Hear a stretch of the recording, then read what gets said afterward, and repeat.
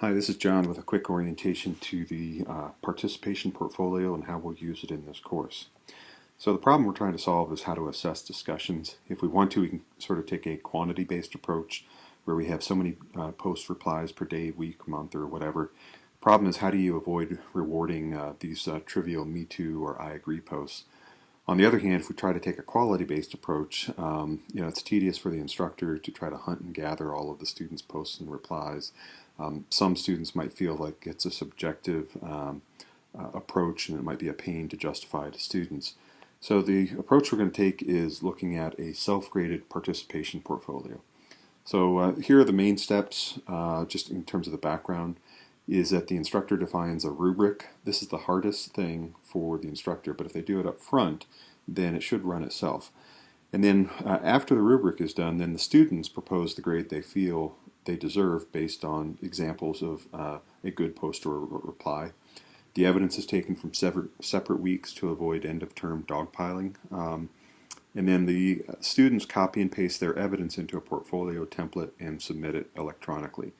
The instructor can then accept, raise, or lower the grade based on the quality of the evidence as defined by the rubric, and of course available on the course site.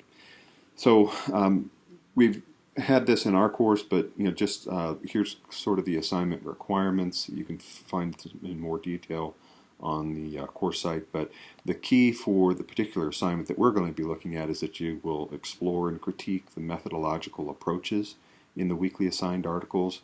This excludes the textbooks. So you can relate the textbooks to the readings, but your critique will actually be on the readings themselves. And then the next thing I have in here is if three people have posted on an article, and by that I mean they have done an initial post, move on and go to another article. It doesn't mean that if three people have replied. It just means if there's been three initial posts, we should then move on to another article. Now, we talked a little bit about this in class, but the basic interaction types are here at the bottom. There's the way in which the student interacts or relates with the content, and you can see the examples that are available here. The how the student relates to another student in responding to that student, and then there's sort of an overall group dynamic of how the student works to encourage the participation of others. So that's sort of the portfolio background, and then the grading is based on these kind of interaction types and the various points that you would have for here. Now, you're free to post more than one question or comment per week, but you just want to be able to have your best example in the portfolio. I've often found that students are harder on themselves than I am, but this is how you can then sort of do the self-grade. Now what you'll do is you'll put this in a portfolio template. We saw this when I handed it out. It looks something along this lines. The first thing is going to be the question or comment that you posted on an article, and then you will have 3 chances to respond to other people's articles, but you want to be able to have this evidence in your portfolio. Each one of these has a little drop down, so you can then select the points based on the rubric that we were looking at. And then here's just an example of one that I had done in the past for another course, slightly different amount of points, but you get the idea.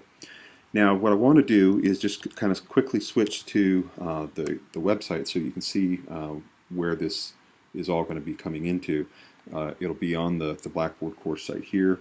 What I think you'll be focusing on is just the readings themselves, and so for the first week we have really just this one article, and then in the second week you have the menace within, and then you also have the observing abuse, the spies like us, and so on, and then you have 2 of the 4 from here. So then lastly what you'll be doing is going to the website itself. You'll go to the discussion board. You can go ahead and then add your comments there. Don't forget to subscribe. It's already enabled. If you want to, you can see the links on how it works. But once you subscribe, that will send you an alert by email when there's a new post. Thanks a lot.